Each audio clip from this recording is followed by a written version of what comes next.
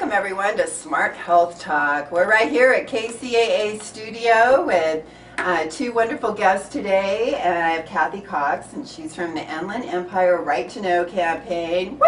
Yeah, girl! And when she has been out there working her booty off, pushing for people to vote yes on Proposition 37. And this is so important, everyone. I hope that you're going to stick around and hear everything that Kathy has to say today, because this affects each one of us. Every single person out there. If you eat, then what Kathy and Lee Egan, who is also here with us today from Clark's Nutrition, all three of us are going to be talking about Proposition 37, which is on our ballot next November 6th, and how you vote on Proposition 37. And we're here today to educate you and let you know what's going on. We're going to be telling you about resources where you can go and look all of this information up yourself. As a matter of fact, that's one of our main goals today, is to inspire you to be curious and to want to know what the heck is going on here with your food, because there's some things going on that once you really digest it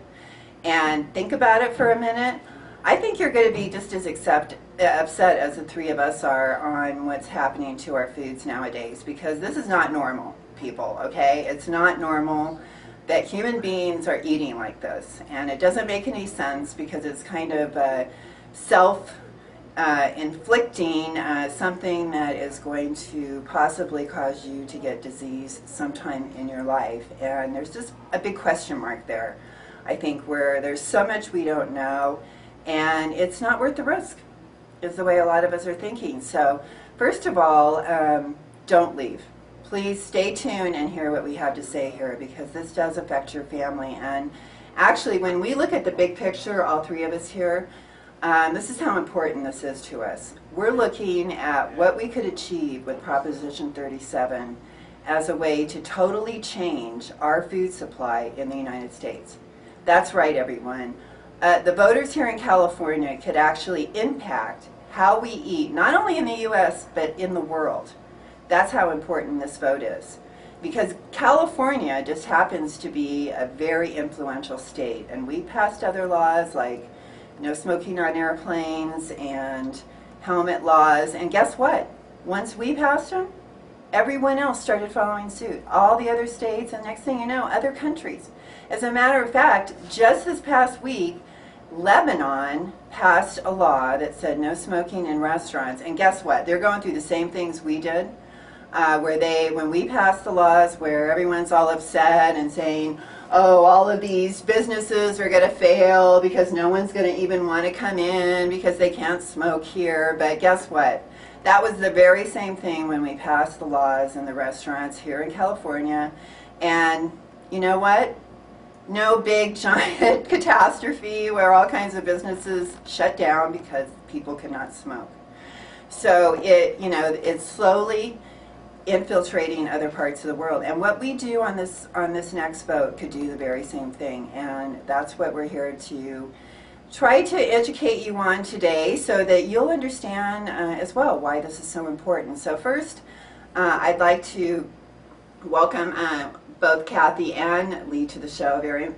Thank you guys so much for coming today and helping to support this issue. And I'm going to first of all let Kathy kind of give everyone a background on how she ended up being a leader in the Inland Empire Right to Know campaign, which I just think is fascinating. I am already looking up to her, because I wish that I had the energy and the motivation to take on a role like that. I just, I'm so proud of you, Kathy, and even like taking that on. And I'm really curious to hear your story on like what motivated you and put you in that position. Well, first of all, thank you so much for having me on the show. I'm thrilled to be here. I'm excited about where we are right now with the proposition each week. The chances of this passing are going higher and higher. So we're all getting more motivated and more inspired each week. We are out there working as much as we can to continue to outreach and educate those that need to know about it. So it's very important to me personally. Yeah, how did you, when was the first time that you heard about GMOs? When was that moment? It probably was a few years ago, actually. It was more recent for me. I have been kind of a natural health person for most of my life. Well, and it shows everyone too. If you could be here, you'd see that she is beautiful skin. You look very healthy, so you can tell you've taken care of yourself. Well, thanks very much. I appreciate that. I started out when I was younger. I think what actually compelled me to get into health was my mother dying from MS. And when I got a little bit older, I started just thinking about health and how you can take care of yourself. And so over the years, it just evolved into my life habits. Well, can I ask you, when you were thinking about that, were you trying to associate like nutrition and disease? Were you kind of like wondering like, how did this happen to my mother? What are my risks even? Absolutely. Is there anything I can do to prevent that happening to me or my family? Yes. And how could diet impact that? Very much, and as I got older, and then of course when I became a mom, it was even more important to me because I thought if I die young, my kids will not have a mom, and so. And you probably knew what that was like. I did, just because I had my own experience with it. So, and then as time went on, and I became a full vegan, which I haven't. My family's not gone there yet, but I am, and I teach at the gym, so I try to do what I can. As far as this, though, I became officially involved with it here earlier this year. There are many others out there who've been working this a lot longer than I have. But I jumped in towards the end during the initiative drive, and we ended up getting almost 1 million signatures, registered voters, to get this on the ballot. So we are almost there. We need all of the registered voters out there to consider this, read about it. We're here today to try to answer any questions you might have. But it's simply, and hopefully convince you to vote yes on Proposition 37. Yes. So you're going to hear us say that a lot during this show. I'm sorry. We're going to be kind of a broken record because we want, by the end of the show, you to be thinking Proposition 37. Oh yes, I have to vote yes on Proposition 37. That's the most important one on the ballot. That's right. Right. A simple yes check. We'll do and any of you that are watching, and if you don't know this, you could actually be watching us in the studio right now. If you went to kcaaexpress.com and on your cell phone even, you could hit Ustream and be watching us right now, and watching us like waving, and not only that, but watching us like holding up the sign that says we all have the right to know what is in our food. And right now there are a lot of things in our food that you don't know about. Trust me on that. You look at that label and you think that it's disclosing everything that's in your food, and even like a lot what's on the label to me is very upsetting. But there are actually things in your food that you may not even know about. And what are those things, girls? Genetically modified ingredients. Yes, genetically modified ingredients. Besides, and you know what, some of the, you may think, oh, well, that maybe that's just like, corn or soy or plants. But it's not just that. I mean, it could be like artificial sweeteners. It could be a high fructose corn syrup sweetener, which is also genetically modified. It could be like cornstarch.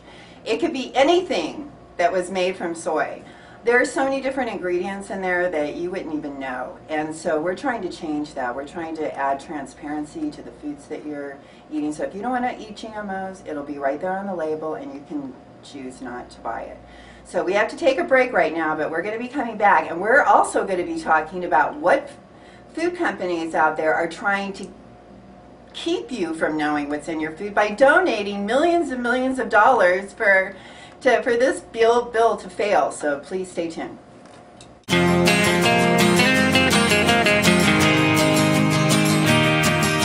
a walk on the wild side, where the birds and the bees survive.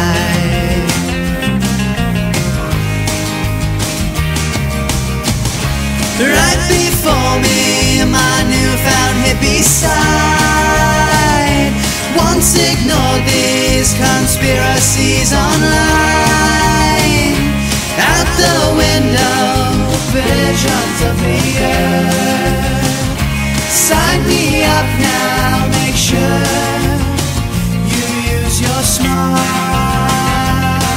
Take a walk on the wild side. Will the birds